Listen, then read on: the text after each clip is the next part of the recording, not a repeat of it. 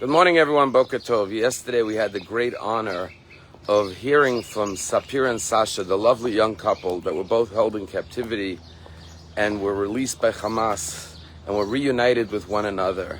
And one of the fascinating things that Sasha told us was that he grew up in the former Soviet Union as a little boy, where there was no faith in God taught. And at the age of 3, he came to Israel. And his entire life, he lived his life with no faith in God. He didn't believe that God had any control over his life. He believed that he was in control of his destiny. But after he was abducted and taken hostage, there in the darkest place on earth, in captivity, wounded, shot in both legs, surrounded by evil Hamas terrorists, he came to the realization through many, many days of reflection and contemplation that he's not in control of his life, and that there's a higher power, and that we think we control our destiny, but one never knows. And it's only when he recognized that God is with him that he found inner peace and calm, to the point he said that he realized that wherever I am, whether I'm in Gaza or in Israel or anywhere around the world, my life is in the hands of God every single moment. And he said, now that I'm free, I want to learn more about the mitzvot and the reason. And he said it's not enough for him to just do the mitzvot mechanically by rote, but to understand the spiritual benefit of how every mitzvah elevates and enhances our lives. Wow. That's exactly what this week's Torah portion is all about.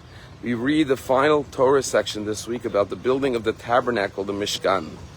But we know that when God began the instruction, he said, build for me a sanctuary and I will dwell in them. He didn't say in it, because God doesn't want to dwell in the sanctuary. He wants to dwell within each and every Jew.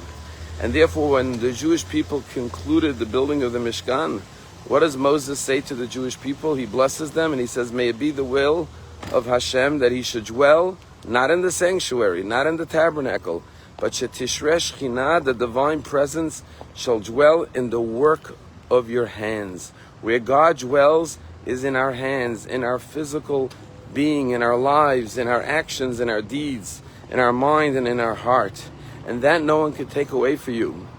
You don't have to be in the sanctuary. You could be in Gaza, but God is dwelling like in Sasha, in his mind and in his heart. And that is why there's a beautiful song that says, it was written by a 16th century Kabbalist, Bilavavi Mishkan Evna.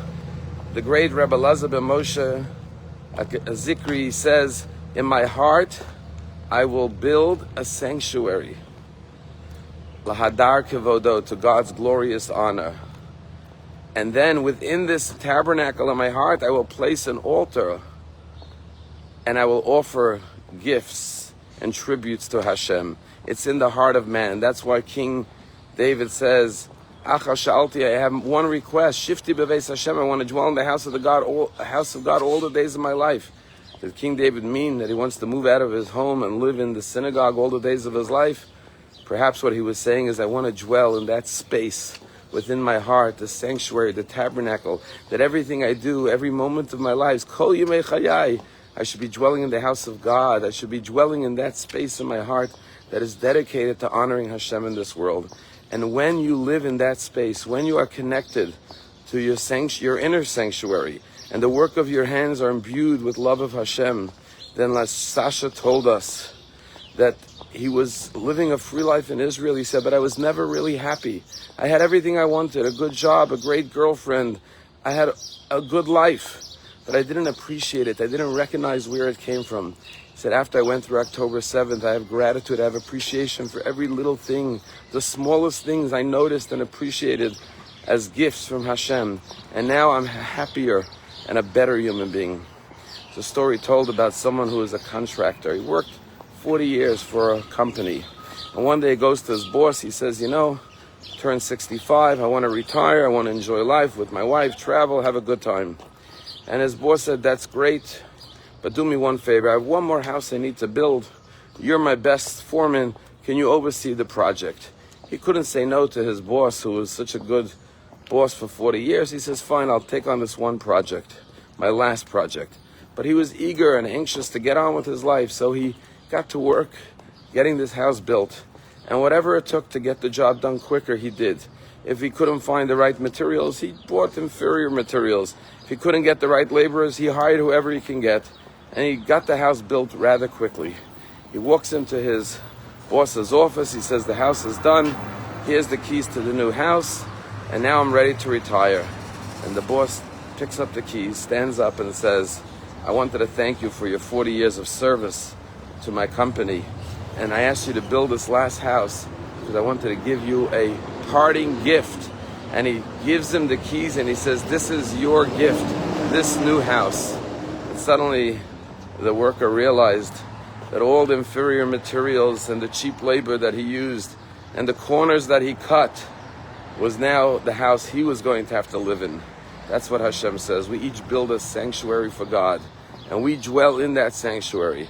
The more love, the more effort, the more beauty we put into our actions, into our deeds, into our thoughts, into our emotions, the more beautiful dwelling place we dwell in the house of Hashem. And Hashem dwells within each and every one of us. And as Moses said, God, may it be the will of Hashem to dwell in the work of your hands each and every day through our dedication to Hashem. Have a wonderful day.